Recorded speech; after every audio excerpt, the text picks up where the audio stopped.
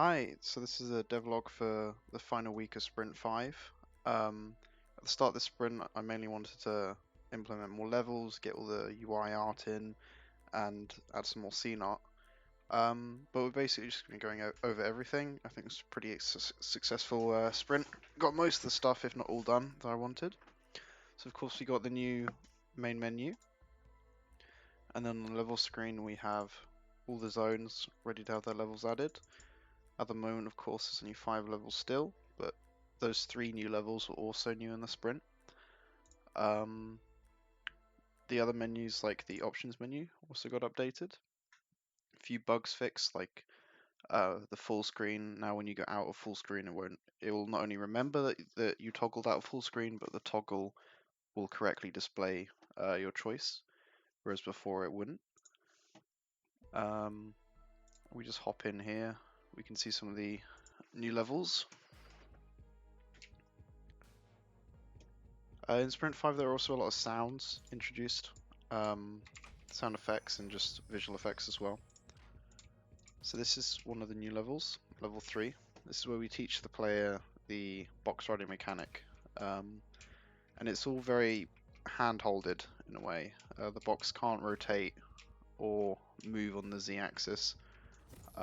It will be able to if it's used in future levels. It's just I really want to hand-hold the player here so that they understand it and can't get it wrong and have to restart.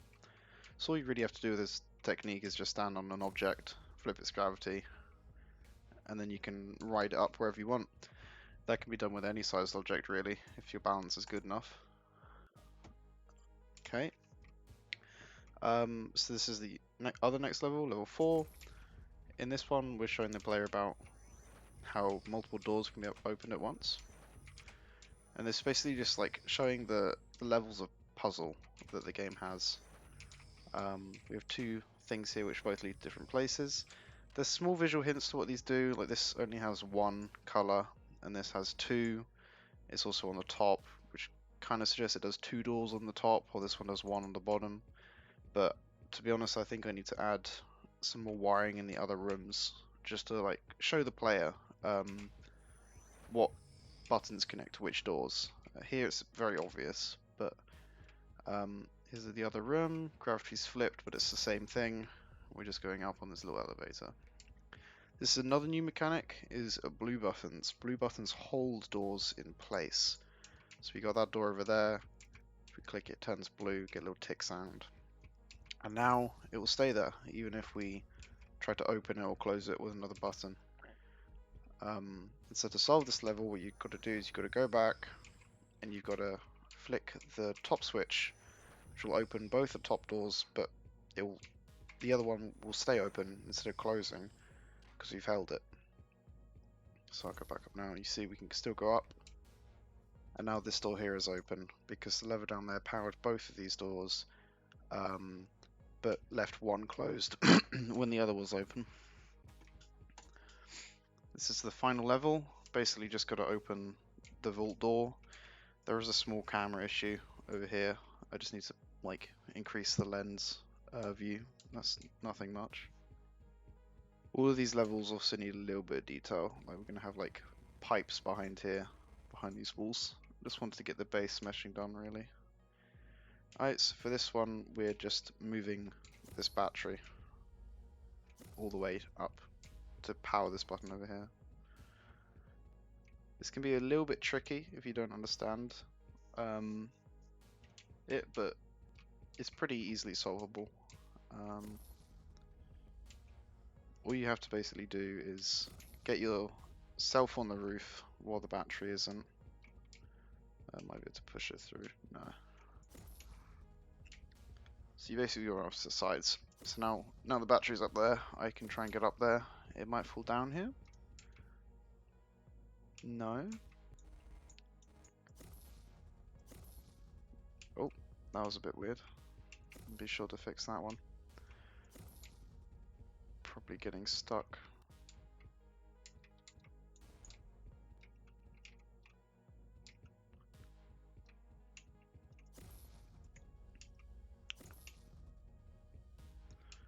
Well, the battery might have already lodged itself in there, so yeah, it already did.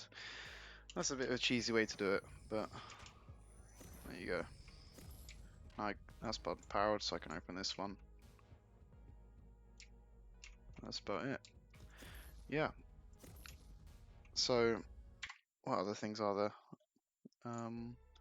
I think that's about it, really. There aren't really any other menus. But as you can see here, plans have 20 levels in total. I'm not sure if I were to do it all in the time I have. Then really the only crutch is making the assets myself. Because I plan for late April is my deadline. So I don't know. It probably takes about 8 hours per zone just to get the base assets in, and then plus whatever time it takes for extra stuff like UI. I'll just talk a little bit about what I want to do for these future levels. You may have noticed in the lab zone that sometimes when you enter rooms, they're sideways, and that is intentional. I wanted it to feel kind of like you were trapped underground. You didn't really know where you were going, and obviously that doesn't make much sense when you're above ground and you can see the sky. Like, why would the camera be sideways if you can see the sky? So what I'd like to do is have slightly different mechanics in every single zone. So I already got one for skyscrapers. It's basically taking inspiration from Jump King. There's going to be directional wind that just shifts the player back and forth. Makes it a little bit harder to jump, but it's not too difficult to understand. For suburbs, I kind of thought I would heavily focus on using batteries to power lights and the levels be quite dark. But I'm not 100% sure on that because I don't know how. I feel like players could easily get stuck by just being trapped in pitch black darkness, and it wouldn't be very fun. And if I didn't do it enough, it would kind of just be like an ignorable gimmick, which no one even notices.